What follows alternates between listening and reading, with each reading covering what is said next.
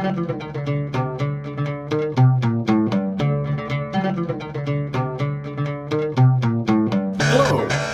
and welcome to the Sci-Fi Christian Book Reviews, brought to you by the Sci-Fi-Christian.com. I am Ben DeBono, here to talk to you today about Neal Stephenson's classic sci-fi cyberpunk novel, Snow Crash. Now, before I get into the review proper, I've actually read this book one other time, so this is a reread for me. And before I give any hint as to what I thought this time around, I'm going to describe for you my initial thoughts on the book from the first time that I read it, as well as why I decided to reread this book. First time around, I hated this book. I really did. I thought it was terrible. I went into it expecting a sci-fi classic and couldn't stand it. It had some okay parts, but I really felt like it fell apart at the end. I hated this book. Didn't like it at all. So why did I reread it? Because I don't make a point of revisiting stuff that I hated. Well, I hated that I hated this book because I love science fiction and I hate when I feel like I'm the one who doesn't get the joke, you know, where you have a classic, whether it's a book, movie, TV show, whatever, that everyone else is just raving about and you're on the outside looking in. And so that's really how I felt with this book. Now that alone wasn't enough to make me go and revisit it, but it was enough to make me say, maybe I should give Neal Stephenson another shot. So earlier this year, Amazon had, they do their Kindle daily deals or whatever. Or I forget, but they had Anathema on sale, which is one of his more recent books. And it was like $1 or $2 or something like that. So I thought, okay, I owe it to myself to give Neal Stephenson at least one more chance because he's supposed to be this sci-fi giant, and everybody raves about him, and I read his book and I didn't like it or whatever, so I have to give him one more chance. I'm obligated as a sci-fi fan to go do that. So I picked up Anathema, even though, it's 900 pages or whatever, which normally if you're going to give an author a quick chance, you don't choose this giant book that's about this thick, but I did, and I loved Anathema. I loved it, which is ironic because a lot of Neal Stephenson fans aren't as big of that one seems to be the most divisive, where even people who are big fans of his other work don't always care for that one, but I love that book. One of my favorite sci-fi novels that I've read in a long time, if not ever. At the end of the year, I'm hoping to do, assuming these videos are still going strong or whatever, I'll probably do my top 5 books of the year. That one's going to be at or near the top. It's that good. It blew me away with just the ideas and the world building and the way that he tied things together and engaged my intellect and my imagination. And all of the things that I want from science fiction are in that book. So now I've read one Neal Stephenson book that I hated, and I've read one that I loved. And so then Cryptonomicon went on sale, another one of these Kindle deals or whatever. I picked that one up, and I'm about a third of the way through that one right now, and I'm loving that as well. It's so good. I think I'd still put Anathema first, but Cryptonomicon is just phenomenal. So at this point, I've realized I think I do like Neal Stephenson after all, and I don't know what happened when I read Snow Crash, whether I just didn't get his writing style or whatever, but I'm thinking to myself, I should try that book out sometime. So then Audible was running a buy one get one free sale a couple weeks back and on some of their audiobooks, and Snow Crash was one of the ones available, and I've been doing a lot of biking this summer, and I listened to audiobooks while I bike, so I thought, okay, here's the perfect format for me to check this book out again. I'm going to get it, I'll listen to it, even if I hate it. Well, I'm out biking anyway, so it doesn't even feel like I'm wasting my time because I'm, getting exercise and doing everything that I want to do anyway. So, great. This is perfect. And it's buy one, get one free, so it's dirt cheap. So I had just finished yesterday, at least when I'm recording this. This probably won't go up for a few days, so yesterday for me, several days ago for you, I just finished listening to Snow Crash. Hated the book the first time. What did I think this time? I was wrong. Mostly. I was wrong mostly about this book. This is a really, really good book. I don't know why it didn't click with me before. I don't know what I didn't get exactly. And unfortunately, I sold my copy and deleted my Goodreads review, so I can't go back and actually read what I wrote before to figure out what my problem was with this book exactly. I'm kind of going off of memory on that. But I was wrong. This is an excellent sci-fi novel with some significant flaws. Okay, let me describe it this way. And again, I'm going off of memory from my first read. Everything I didn't like before, for the most part, so most everything I didn't like before, I still didn't like this time, but it bugged me a lot less. And everything I liked the first time around, I liked again, but it engaged me in a much more profound way this time, and everything clicked with me. Okay. So the good in this book, I mean, it's a classic. You should read it, even if, for me, even though I didn't like it the first time, I was still glad I read it just because it's a sci-fi classic. But the ideas that Neal Stephenson throws out there in this book are just phenomenal. The world that he presents is hilarious. It's a great satire of a possible American future where the government's basically powerless. We have a bunch of, not even city-states, but these burbclaves or whatever. The world is run by franchises. The mafia has more power than the government. There's a hilarious scene where the President of the United States shows up and nobody actually knows who he was because the feds are that unimportant in this world. So the world building is just out of this world. The world building's out of this world. There's probably a better way to say that. I'll ponder that one for a while.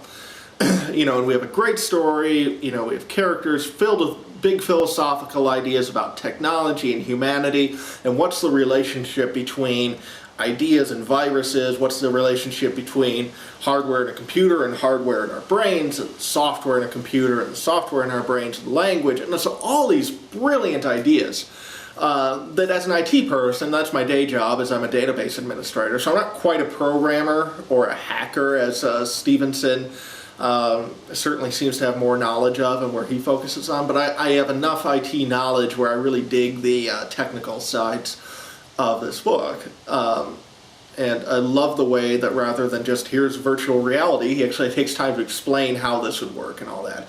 And yeah, some of that's dated or whatever, but there's a lot that he was incredibly prophetic about in this book, and I think he deserves a lot of credit. It's so easy to take a 20-year-old book or older from the sci-fi genre and then nitpick everything it got wrong. But I think it's also pretty fun to go and look at, okay, what did he get right? And, yeah, we don't have the metaverse in the way that he describes it, but the internet has really evolved into something that, for all intents and purposes, is not that far off from what he's talking about.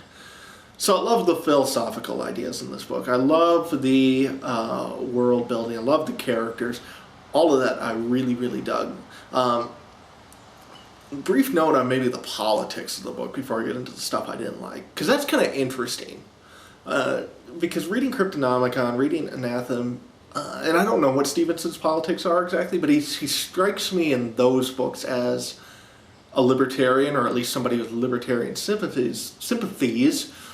But then you get in Snow Crash and it almost reads like a libertarian parody, or a parody of libertarianism, I should say, where there's no government, and so companies are just running wild and all of that, and exploiting everyone and taking over the world and everything.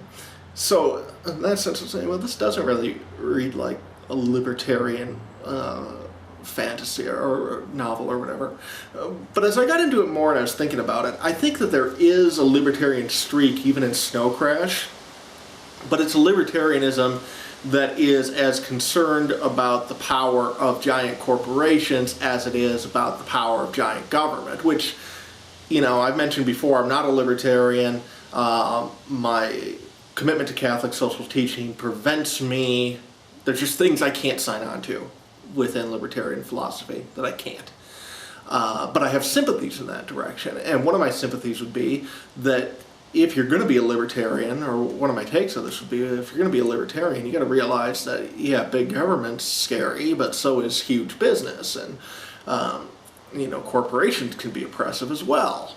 And so we have to be aware of those. And I think Stephenson has a good awareness of that in this novel. But the thing that seems to still bring out the libertarian streak the most in it is his portrayal of the federal government, which is hilarious. The infamous toilet paper memo from one of the characters works for the feds, and so we get this amazing memo about toilet paper rationing within the office of this federal bureaucracy. And that is worth the price of the book alone, because it's hilarious. It's one of the best parodies of bureaucracy and stupidity within government that I've ever read. And it's so spot on accurate. And again, not just for government, but for any of us who have worked in corporate America. For me, what I do with IT stuff, I'm actually a contractor, so I've been in both. I've worked for government places and I've worked for large corporations, and you get that BS in both places, and it's insane and it's stupid and it stops real work being done, and it's so brilliant that Neal Stephenson just nails that. And so hilarious, but also, a bit vindictive as well in the most wonderful sort of way. Okay, so what didn't I like in this book? Because you can tell I really dug a lot of it. The third act, to me, doesn't fall apart and isn't bad, but it gets kind of boring, when it just we get into a bunch of different action scenes, and action scenes are just so boring. They really are. I get people like them because there's this sort of visceral thrill that goes along with them. But unless action scenes are really weighted into the emotional value or intellectual value of the book, they're just dull. And for a book that's so smart throughout most of it, it's really disappointing to see it kind of indulge in so many dumb action scenes in the third act. I get you got to resolve the plot, okay, so I'm not complaining about that. It's just, it seemed like, we finished up with all the smart stuff in the book, all the intellectual stuff, and now we still have this plot to finish, so that's it for the ideas. Let's go finish the plot and just be stupid about it. Didn't care for the third act much at all. And that was true of my first read through as well. The thing I noticed this time that I don't remember being upset about the first time around is that how abrupt the ending is. I mean, it was weird. Like I mentioned, I was listening to this while I was out biking, and the last chapter finishes, and I'm waiting for the next chapter to start, and instead we get all the closing credit stuff on the audiobook. What is going on? And in fact, it was so abrupt and so unexpected that when I got home, I opened up the audio file to see if it was corrupted or whatever, because I was thinking, well, is that really the end of the story? And it turns out it was. But it really threw me for a loop. And so the ending I didn't care for, the third act I didn't care for. Well, the ending, it just needed another chapter, or needed an epilogue, or it needed some kind of wrap-up. We need to go back to hero at the end instead of, just kind of the abrupt end. We're done type of thing at the end. The third thing that bugged me is that the philosophical stuff is interesting. I like the idea of comparing language to programming. That really engaged me. I really dug that. I like the historical stuff where, okay, what about how would, if there is this connection between the human psyche and computer psyche, what would programming have looked like in the ancient world? Okay, I really dug that.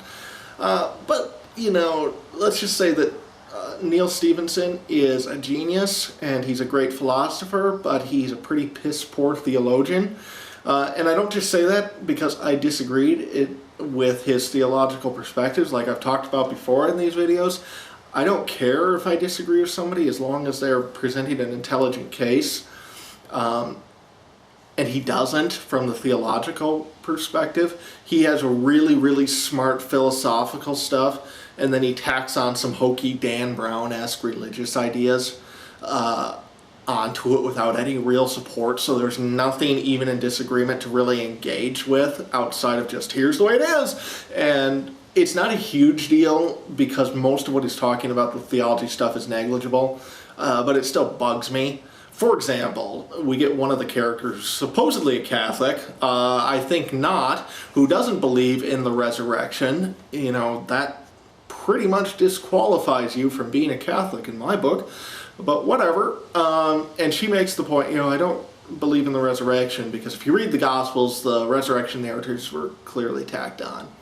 This is one of those like pseudo-theological points people like to make.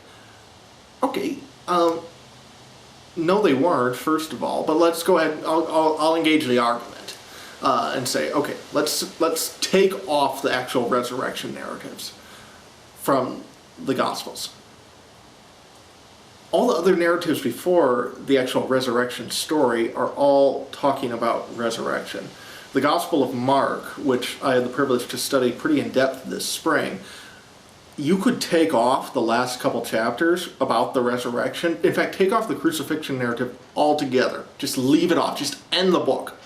If you just end Mark right before the crucifixion narrative, I can take you through chapter after chapter and show you Mark arguing, or at least the author of Mark, arguing for the resurrection throughout his narrative construction before we actually get to the resurrection narrative. It doesn't matter to prove the resurrection. Let me be clear for the Christians listening, the resurrection matters. Okay, that was poorly said on my part.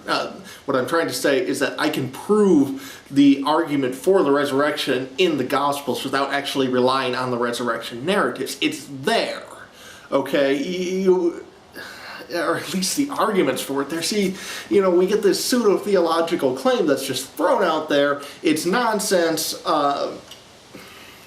And he doesn't really do anything to support it except just say, there it is. So we're in definite Dan Brown territory in the worst possible way.